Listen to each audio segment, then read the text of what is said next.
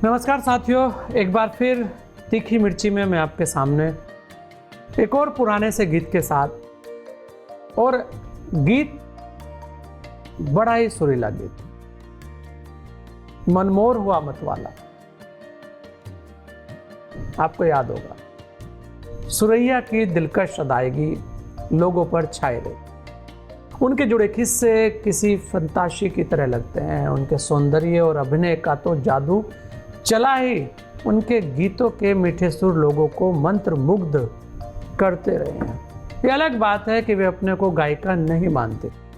कहती थी कि पता नहीं क्यों लोग मेरे गीतों को पसंद कर लेते हैं। इतना अच्छा तो नहीं गाती मैं, पर सुरैया ने जो गाया अनमोल बन गया। एस.डी. बर्मन के संगीत से सजा ये गीत मनमोर हुआ मतवाला किसने जादू डाला कि भी भीम प्लासी राग पर आधारित बहुत सुंदर जो धुन है वो तैयार की थी। वे स्वयं में बहुत अच्छा गाते थे। पंडित नरेंद्र शर्मा ने नायिका मन की अभिव्यक्ति को बताता हुआ भावपूर्ण गीत लिखा था। जब किसी से गवाना होता है तो सचिन देव पहले उस गाने को, उस गीत को गाकर सुनाते थे। उन्होंने ही ये गीत सुरैया को सुनाया। सचिन देव उस गीत को इतना अच्छा गा रहे थे कि सुरैया ने कहा, इसे मैं नहीं, आप ही गाएंगे। सुरैया ने उनसे कहा, सचिन दा, आपकी आवाज में ये बहुत सुंदर लग रहा है, इसे बैकग्राउंड में चलाइए, मैं इतना अच्छा नहीं गा सकती। वे अपनी बात पर अड़ गई थी। फिर सचिन देव ने उसे समझाया कि वे इसे अपनी आवाज में रिकॉर्ड करा सकते हैं, पर उन्होंने ये गीत खास तौर पर सुरैया को ही ध्यान में रखकर बनाया, इसलिए उसे इस गीत का सम्मान करना चाहिए। इस गीत में बांसुरी का खूबसूरती के साथ प्रयोग किया गया है। सुरैया की दर्द में डूबी और प्रेम में डूबी विरही आवाज अपने आप में इस गीत को खास बनाती है। जैसे वे गीत सुना नहीं सुना रही हो, बल्कि अपने में कोई प्रेम कविता स्वर में गा रही है। पार्श्व में बहुत हल्के म्यूजिक के साथ धीमा धीमा थाप लेता हुआ म्यूजिक सुनाई देता है। देवानंद की फिल्मों में गीत नायक प्रधान ही होते रहे हैं। 2-3 गीत तो देवानंद पर ही फिल्माए जाते थे, पर यह अकेली फिल्म रही है जिसमें नायिका सुरैया पर ही गाने फिल्माए गए। मनमोर हुआ मतवाला, इसके अलावा 2 अन्य गीतों को भी सुरैया ने ही गाया। इसी संगीत के साथ एस.डी. बर्मन नवकेतन से जुड़ गए।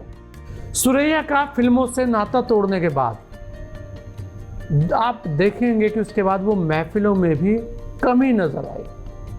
मरीन लाइन्स के अपने ही बंगले में रहती थी। चर्च गेट के पास एक आयोजन में वे नौशाद के कहने पर चली आई थी। लोगों ने उनसे कोई गीत सुनाने का अनुरोध किया, पर सुरैया ने नहीं गाया। बहुत कोशिश हुई तो उन्होंने इतना ही कहा कि अगर यहाँ जो साजिंदे हैं वो मनमोर हुआ मतवाला धुन सुना देंगे तो उन्हें बहुत सुकून मिलेगा। नौशाद के साथ के कुछ साजिंदे थे जिन्होंने यही गीत सुनाया।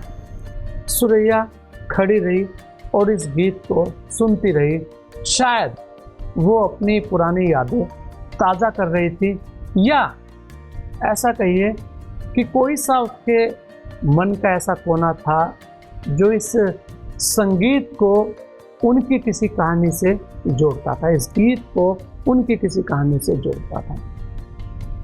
तो साथियों, एक ऐसा गाना था जो वास्तव में सुरैया के लिए बहुत खास था।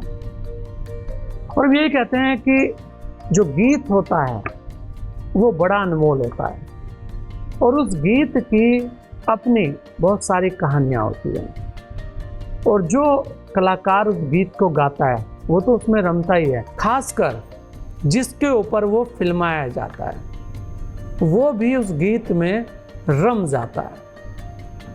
वो भी मानता है कि शायद ये गीत मेरे लिए ही बना था, और तभी वो गीत सुंदर बनता है। तो साथियों, अगली बार फिर ऐसे ही किसी एक और गीत की कहानी के साथ आपके बीच में आएंगे। तब तक के लिए आप सभी को मेरी नमस्कार।